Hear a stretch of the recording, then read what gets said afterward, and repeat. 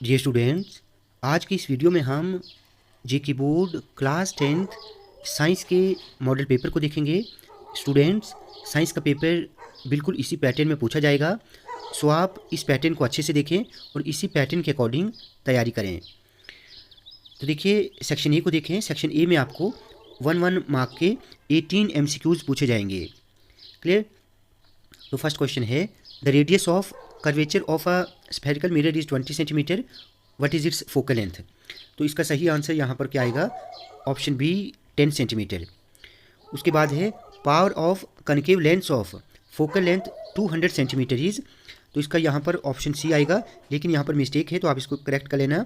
-0.5 dioptre इसका answer आएगा। उसके बाद है, the focal length of a plane mirror is, तो यहाँ पर इसका सही आंसर है option B infinite. Fourth is, electrical resistivity of a given metallic wire depends upon, तो यहाँ पर इसका सही आंसर है option D nature of material. Fifth is, the device use to measure electric current is called, option B ammeter. Sixth is, a solution turns red litmus blue, its pH is likely to be, तो इसका सही answer यहाँ पर आएगा option D 10। Seventh है, in order to balance the following chemical equation, तो इसका यहाँ पर सही आंसर आएगा option B. Clear? Eighth is, a student performs an experiment to form aluminium chloride, तो यहाँ पर कौन सी इक्वेशन सही है, कौन सी केमिकल इक्वेशन सही रहेगी? तो इसका सही आंसर ऑप्शन बी। ठीक है, आप क्वेश्चन को अच्छे से देख लेना। नाइन्थ का है, food cans are coated with tin and not with zinc because zinc is more reactive than tin, option A. Tenth is, which of the following reaction is use in black and white photography, तो इसका सही answer है option B decomposition reaction. 11th is, which statement is not correct regarding the food chain, तो students, food chain का topic बहुत important है, इसको आप अच्छे से देख लेना। यहाँ पर इसका आंसर जो है ये ऑप्शन डी आएगा। The brain is responsible for all of the above. उसके बाद है, the anther contains, option D pollen grains.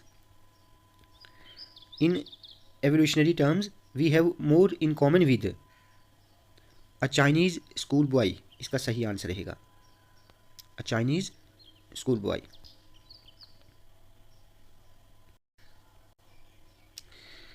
Fifteenth is, dash living has always been part of India's tradition and culture, तो यहाँ पर आएगा sustainable. Sustainable living has always been part of India's tradition and culture.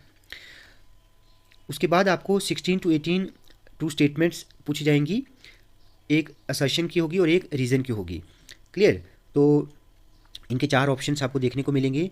यहाँ पर देखो, A and R are true and R is correct explanation of A, both A and R true and R is not correct explanation of A is true but R is false, A is false but R is true. तो सबसे पहले आपने इन statements को अच्छे से समझना है। Clear? तो यहाँ पर 16th को देखें। असर्शन क्या है कि magnetic field lines don't intersect each other. देखिए, आप इस स्टेटमेंट को अच्छे से समझें तो स्टेटमेंट यहाँ पर ट्रू है। ठीक है, तो रीजन क्या है कि magnetic field lines are imaginary lines the tangents to which any point gives the direction of the field at that point, ये भी ट्रू है। तो यहाँ पर दोनों स्टेटमेंट्स ट्रू हैं और रीजन जो है, रीजन की जो स्टेटमेंट है ये ए को एक्सप्लेन कर रहा है, तो यहाँ पर इसका सही आंसर ऑप्शन ए आएगा। ठीक है, तो आप 16th, 17th और 18th क्वेश्चन को अच्छे से रीड कर लेना, ये बहुत इंपॉर्टेंट है। कुछ क्वेश्चंस आपको इसी मॉडल पेपर से एग्जाम में पूछे जाएंगे। क्लियर? तो आप मॉडल पेपर को अच्छे से याद कर लें। उसके बाद, metalloids are classified as semi metals. देखो, यहाँ पर असर्शन, ये स्टेटमेंट भी ठीक है और रीजन की जो स्टेटमेंट है ये भी ठीक है, तो दोनों स्टेटमेंट्स यहाँ पर ठीक है। तो इसका आंसर भी ए पार्ट ही आएगा कि both A and R are true and R is the correct explanation of A. R जो है ए को एक्सप्लेन कर रहा है, तो ऑप्शन ए सही रहेगा। क्लियर?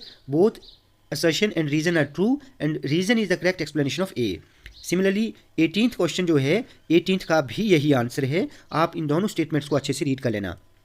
दोनों का आंसर, तीनों का आंसर जो है ए पार्ट आएगा। ठीक है, तो इसका आंसर भी ए पार्ट ही आएगा। Both A and R true and R is the correct explanation of A. उसके बाद सेक्शन बी को देखें। सेक्शन बी में आपको 2 मार्क्स के very short answer type questions पूछे जाएंगे। स्टूडेंट्स, आप इन सभी क्वेश्चंस को अच्छे से याद कर लें।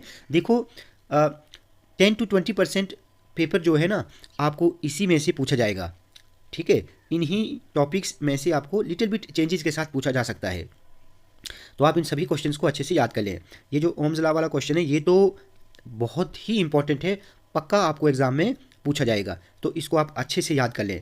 उसके बाद 24th में आपको इन दोनों के फॉर्मूले अच्छे से याद करने हैं, और इनके साथ साथ washing soda, bleaching powder and gypsum, इन तीनों के फॉर्मूले भी अच्छे से याद कर लेना। तो कुल मिलाकर ये 5 फॉर्मूले बहुत इंपॉर्टेंट हैं, इनको आप अच्छे से याद कर लेना। उसके बाद इन क्वेश्चन को आप अच्छे से देख लेना।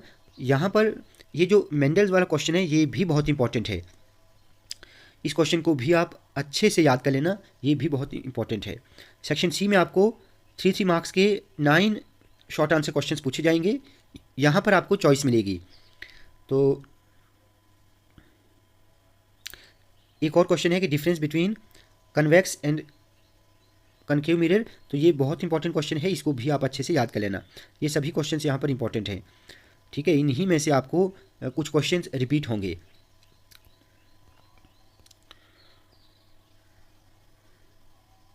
उसके बाद सेक्शन डी में आपको